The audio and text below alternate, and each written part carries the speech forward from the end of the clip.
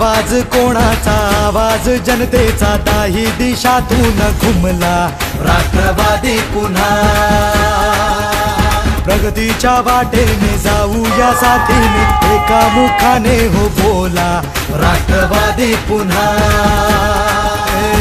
आवाज कोणाचा, आवाज जनतेचा, दाही दिशातून घुमला राष्ट्रवादी पुन्हा। प्रगतीच्या वाटेने जाऊया साथीने, एका मुखाने हो बोला राष्ट्रवादी पुन्हा। आता मग हटायचं नाही, विचार काय करतोय समजदार राजा। सरकार पुन्हा आणायचं हाय, सांगायचं हाय अवघा महाराष्ट्र माझा। एक एक जण तन मन धन विसरून झुंजाया।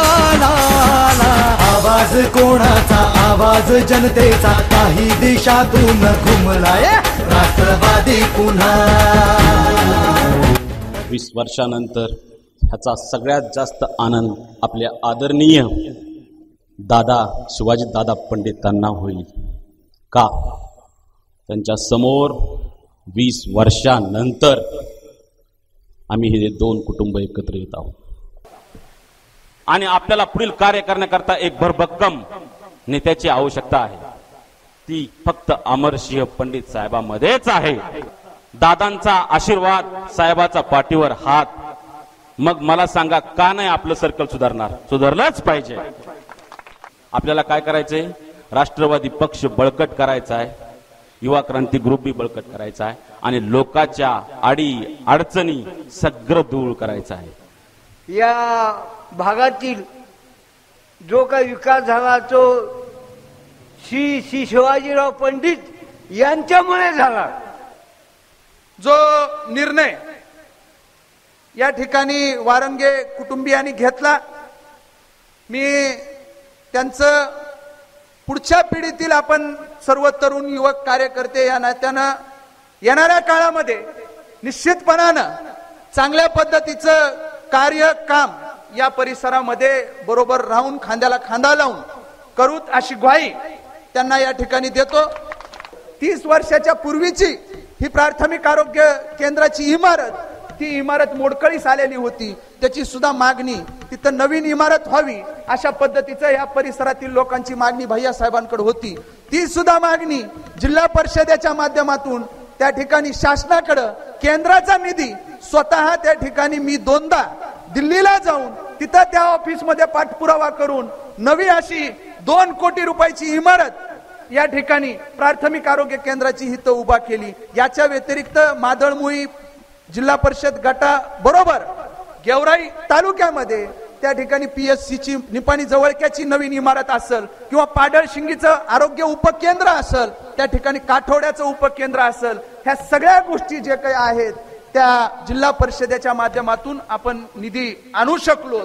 आज जर विचार केला तर गेवराई विधानसभा मतदारसंघामध्ये जवळपास 55च्या जवळपास जे काही आहेत सिमेंट बंधारे आणि नाला सरळीकरणाचे अनेक कामं हे जिल्हा परिषदेच्या माध्यमातून तुमच्या सगळ्यांच्या सहकार्याने आशीर्वादाने इथं आणलेत। एका व्यक्तीमुळे त्या ठिकाणी गट किंवा पक्ष हा चालत नसतो, तर पक्ष हा चालत असतो विचारांवर चालत असतो। गट हा जो काही आहे विचारांवर त्या ठिकाणी चालत असतो। काही विषय असेल, छोटे मोठे विषय असू द्या, अर्ध्या रात्री मला संपर्क करा, मी आपल्यासाठी आपल्या मागा नाही तर पुढे उभा राहण्याची भूमिका माझ्यासारख्या एका राष्ट्रवादीच्या तरुण कार्यकर्त्याची येणाऱ्या काळामध्ये निश्चितपणाने राहील। ज्याच्यावर प्रेम करतो मी मनातनं करतो, मी कधी दुजाभाव करत नाही। आज त्याच 25 वर्षाच्या घटनेला साक्ष ठेवून सांगतो मित्रो, होय मी अगदी प्रामाणिकपणे या लोकांवर प्रेम केलं होतं आणि म्हणून या कुटुंबाशी जो दुरावा झाला होता त्याला तुम्ही जिम्मेदार आहेत, आज तुमच्या साक्षीनं सांगतो मित्रो। त्या मोहिमाताचं स्मरण करून सांगतो मित्रो, मला मी घेतलेला निर्णय मादळमुळीच्या संदर्भात आजही मला त्या गोष्टीचा पश्चाताप होत नाही।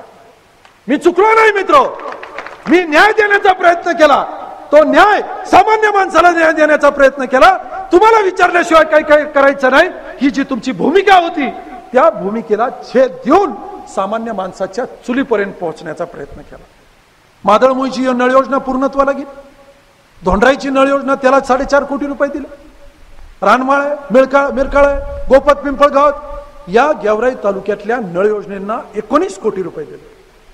कालच पत्र आलंय, त्या मंत्र्याचं पत्र आलंय, डांबरीकरणाच्या कामाला नव्यानं परत अजून 9 कोटी रुपये मिळालेले.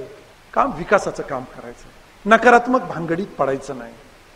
हे कुणाचं करू नका म्हणून अथवा कुणाचं फ्यूज उडवायचं काम हे कधी केलेलं नाही.